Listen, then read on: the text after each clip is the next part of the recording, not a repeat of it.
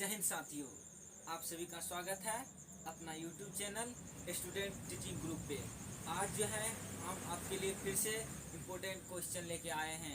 मैं अपने वादे पर बना हुआ हूँ और आपको देखना है कि आप कितने अपने वादे पर बने। मैंने वादा किया था कि आपको पूरे सिलेबस जो है आपको पूरे सिलेबस का ऑब्जेक्टिव जो है कवर कराएंगे, तो हम अपने वादे पर हैं। आप भी अपने वादे पर टिके रहिएगा। तो आज जो है आप कॉपी और कलम जो है निकाल लीजिए और नोट भी करिए और मेरे साथ साथ याद भी करिए। देखो, आज जो हम पहले ऑब्जेक्टिव लेकर आए हैं वो है अमाशय का पीएच मान।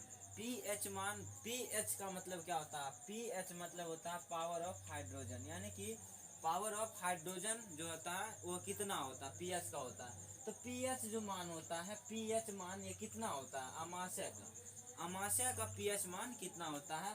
तो वो होता है 1.0। जीरो लिखे चाहे नहीं लिखे, तो यानी इसका मान हो जाता है 1.0। ठीक, अब ये जो होता है किसके कारण होता है? तो इसमें हाइड्रोक्लोरिक अम्ल होता है, जिसके कारण जो होता है अमाशय का पीएच मान 1 हो जाता है। ठीक, यानी अम्लीय है। अम्लीय कहने का मतलब होता है और क्षारीय कहने का मतलब सुन लो, एक परास होता है। ठीक, एक रेंज होता है और इसमें बीच में 0.7 होता है और 7 से नीचे जो भी आएगा वो हो जाएगा अम्लीय और जो ऊपर जाएगा वो हो जाएगा क्षारीय। तो इसका मतलब ये क्या है? 7 से नीचे आती हो जाएगा अम्लीय। ठीक, तो अमाशय का पीएच मान कितना होगा? 1.0 यानी कि 1। दूसरा ऑब्जेक्टिव क्वेश्चन है अमाशय का आकार कैसा होता है? ये अमाशय जो होता है शरीर में कैसा दिखता है? तो वह दिखता है अंग्रेजी का अक्षर यू के समान। किसके समान?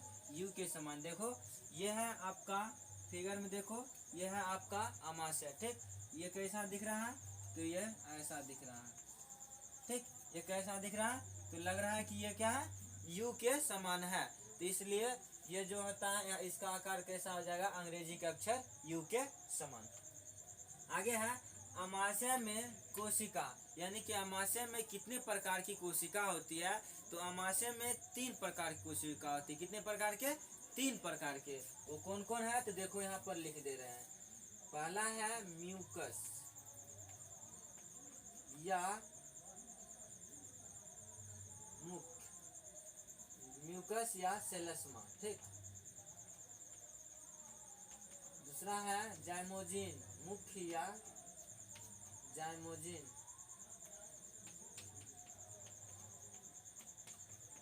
और तीसरा है अम्लजन या इसी को कहते हैं भित्तीय।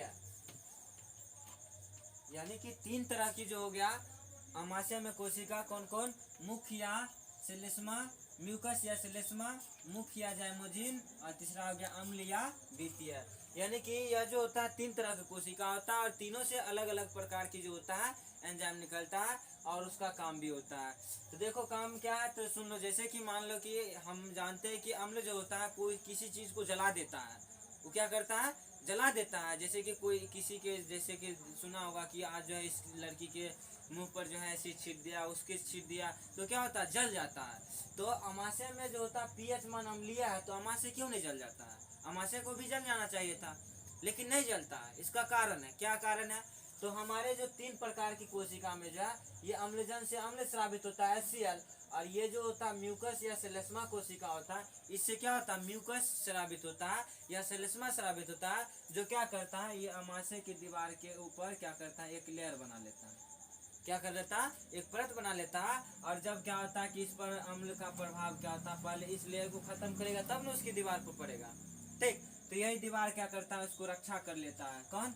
तो म्यूकस या सेलेस्मा इसके ऊपर चढ़ जाता है, एक लेयर बन जाता है, जिसके कारण अमाशय की दीवार को कोई क्षति नहीं पहुंचाता। लेकिन आगे हम ऑब्जेक्टिव में दिए हैं कि अमाशय में घाव हो जाता है, जिसको कहते हैं अल्सर। क्या कहते हैं? अल्सर। वो क्यों हो जाता है? तो यहाँ पर देखो, यही जो होता है म्यूकस या सेलेस्मा की जो लेयर होता है वो कमजोर हो जाता है, और क्या होता है वहाँ पर HCl ज्यादा अटैक कर देता है। HCl का मात्रा ज्यादा हो जाता है, जिसके कारण इसको दीवार को क्या करता है? जला देता है। अब जलाएगा तो ये कब ऐसा होता है, कब ऐसा स्थिति उत्पन्न होता है? ये होता है जब हम अधिक दिनों तक जो होता है भूखे रह जाते हैं या खाना नहीं खाते हैं, तो उस स्थिति में क्या होता है कि HCl जो होता है ज़्यादा स्रावित हो जाता है और इस म्यूकस की दीवार को क्या करता है हटा के और इस अमाशय की दीवार पर अटैक कर देता है, जिसके कारण क्या होता है घाव हो जाता है। तो उस घाव को हम देखो आगे बताए हैं क्या होता है, तो उसको बोलते हैं पेप्टिक अल्सर। क्या बोलते हैं? Peptic ulcer. आगे लेकर आए ऑब्जेक्टिव देखो क्या, अमाशय से कितना जठर रस जो है प्रत्येक दिन स्रावित होता है, यानी कि प्रत्येक दिन जो होता है अमाशय से कितने लीटर जठर रस स्रावित होता है, तो कितने होता है 3 लीटर। कितने होता है 3 लीटर। और वो भी जठर रस कहाँ से स्रावित होता है, तो इसी तीनों प्रकार की कोशिकाएं से। ठीक, इस तीनों प्रकार की कोशिका से जो भी रस निकलता है उस सबको सम्मिलित रूप से बोलते हैं जठर रस, और इस तीनों को मिला के जठर ग्रंथि बोल देते हैं। ठीक, आगे लेकर आए, आगे ऑब्जेक्टिव क्या है देखो, अमाशय से स्रावित पदार्थ, यानी कि अमाशय से कौन कौन सी चीज निकलता है, उसकी दीवार से क्या क्या स्रावित होती है, उनकी कोशिका से क्या क्या निकलता है। तो देखो क्या निकलता है, म्यूकस, सेलेस्मा, HCl, उसके बाद पेप्सिनोजेन और लाइपेस। ये सभी जो होता है अमाशय में पाए जाने वाले पदार्थ हैं, जो इस सभी से ही निकलता है, इसकी दीवारों से ही निकलता है, यानी कि अमाशय के दीवार से ये सब निकलता है। ये दीवार है, इसी दीवार से जो होता है क्या क्या निकलता है, तो म्यूकस या सेलेस्मा, HCl, पेप्सिनोजेन और गैस्ट्रिक लाइपेस, ये सब क्या होता है। तो इसमें से देखो इसका काम बता दिए म्यूकस का और HCl का। अब देखो इसमें क्या होता है, HCl का बहुत सारे काम है। जो भोजन हम खाते हैं तो उसमें क्या होता है कि कुछ कीटाणु भी चल जाते हैं, जीवाणु भी चल जाते हैं, और वो हमारे अमाशय को ये क्या कर सकता है, क्षति पहुंचा सकता है। ठीक, तो उस जीवाणु से रक्षा कौन करता है, तो HCl, यानी कि ये क्या करता है कि उस जीवाणु पर अटैक करके उसको मार देता है, और हम जो होता है जीवाणु से सुरक्षित रहते हैं। उसके बाद जो है ये HCl का काम क्या होता है, ये पेप्सिनोजेन जो होता है ये निष्क्रिय अवस्था में रहता है, काम नहीं करता है। ठीक, ये काम नहीं करता है, तो ये HCl आता है, कहता है उठो उठो, ये भोजन आ गया है, तुम इसको पचाओ। तो ये क्या करेगा, तुरंत इस पेप्सिनोजेन को सक्रिय कर देगा, एक्टिव कर देगा। अब एक्टिव करेगा तो क्या बन जाएगा, तो निष्क्रिय पेप्सिनोजेन को बना देगा सक्रिय पेप्सिनोजेन। ठीक, अब ये क्या करेगा, तो ये जो भी हम भोजन खाते हैं और उसमें जो प्रोटीन होता है, ठीक, क्या होता है, प्रोटीन, यानी कि ये निष्क्रिय पेप्सिन में सक्रिय पेप्सिन में बदल गया, और ये सॉरी पेप्सिन में, ठीक, पेप्सिन में, और ये पेप्सिन क्या करता है, प्रोटीन को पचाता है, उसको तोड़ता है और बदल देता है किस में, पेप्टोन।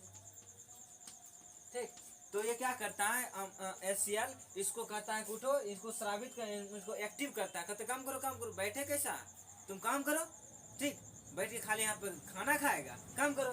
तो इसको स्वक्रिया कर देगा, और स्वक्रिया करके किसमें बदल देगा, पेप्सिन में, और ये पेप्सिन क्या करेगा, प्रोटीन प्रक्रिया करके क्या बना देगा, पेप्टोन में। ठीक, अब जो होता है, अब जो हम लोग तो भोजन खाते हैं, ठीक, तो हम लोगों में जो है ये निष्क्रिय पेप्सिनोजेन सक्रिय पेप्सिन में बदलेगा और प्रोटीन प्रक्रिया कर देगा। लेकिन बच्चे जो दूध पीते हैं उसमें जो पदार्थ होता है प्रोटीन, उसको कैसे पाचित किया जाता है, वो दूध में जो मौजूद प्रोटीन है वो कैसे पाचित होगा। तो आप लोग पढ़ते होंगे कि दूध में कौन सा प्रोटीन होता है, केसिन। ठीक, ये केसिन प्रोटीन होता है। अब ये जो होता है कैसे बन जाता है, तो देखो एक जो होता है प्रोरेनिन, क्या, प्रोरेनिन जो होता है, ये जो होता है निष्क्रिय अवस्था में एंजाइम्स होता है, ये निष्क्रिय अवस्था में होता है, काम नहीं करता है।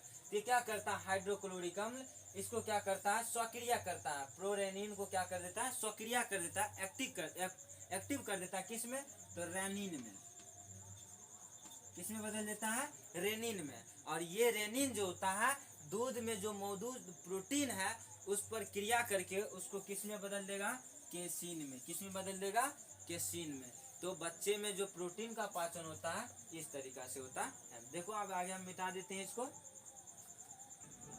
देखो हमने मिटा दिया, फिर से जो सीखे उसको बता देते हैं। क्या सीखे कि जो होता है ये HCl का काम क्या हो गया, तो ये पेप्सिनोजेन निष्क्रिय रहता है, उसको सक्रिय पेप्सिन में बदल देता है, जो प्रोटीन पर क्रिया करके किसमें बदल देता है, पेप्टोन में। लेकिन जो दूध पीते हैं, जो छोटे बच्चे हैं, उसमें कैसे पाचित होगा, तो उसमें जो होता है एक बताए तुरंत अभी, प्रोरेनिन क्या होता है, निष्क्रिय अवस्था में रहता है, उसको सक्रिय कौन करता है, तो HCl किसमें कर देता है, तो रेनिन में कर देता है, और ये रेनिन में करेगा तो ये दूध में क्या होता है, कैसिनोजेन, ठीक, कैसिनोजेन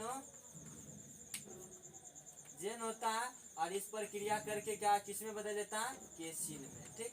इसलिए हम लोग पढ़ते हैं कि जो दूध में जो कौन सा प्रोटीन होता है, केसिन, क्या होता है, केसिन, ठीक। तो ये हो गया किसके काम, तो हाइड्रोक्लोरिक अम्ल का काम। आगे देखो ऑब्जेक्टिव क्या है, ये बता दी है अमाशय के दीवार में जो होता है कौन घाव होता है, किसको प्रत्याशा करते हैं। उसके बाद देखो अमाशय में और छोटी आंत के बीच, ये अमाशय हुआ और ये छोटी आंत हुआ, इसके बीच में एक छिद्र होता है। उस छिद्र को क्या कहते हैं, जैसे कि मान लो ये उंगली है दोनों, ठीक, और इसको कौन जोड़ रहा है, एक चौक है बीच में, इसको जोड़ रहा है, ठीक। तो ये हुआ कौन, एक छिद्र हो गया, एक नली हो गया जो जोड़ रहा है, ये चौक की नली हो गया। उसी तरह से यह है अमाशय, ये हुआ छोटी आंत और इसके जोड़ को क्या कर रहा है, ये बीच में एक छिद्र है, इस छिद्र को क्या बोलते हैं, पाइलोरिक छिद्र, क्या बोलते हैं, पाइलोरिक, ठीक, पाइलोरिक छिद्र। देखो क्या है, तो पाइलोरिक छिद्र किसके बीच, अमाशय और छोटी आंत के बीच एक छिद्र होता है और इसी छिद्र के द्वारा अमाशय कहाँ पे खुलता है, इसमें खुलता है, ठीक। अब जो है आगे ऑब्जेक्टिव है, अमाशय में स्रावित अम्ल, यानी कि अमाशय से कौन सा अम्ल स्रावित होता है, तो अमाशय से अभी तुरंत बतला है HCl, कौन सा, HCl, ठीक। और अमाशय का 3 भाग होता है, अमाशय के कितने भाग होता है, 3 भाग होता है, जो हम बतलाए हुए। अब कौन कौन से 3 है तो देख लो, कौन कौन है। पहला है कार्डियक, क्या है, कार्डियक।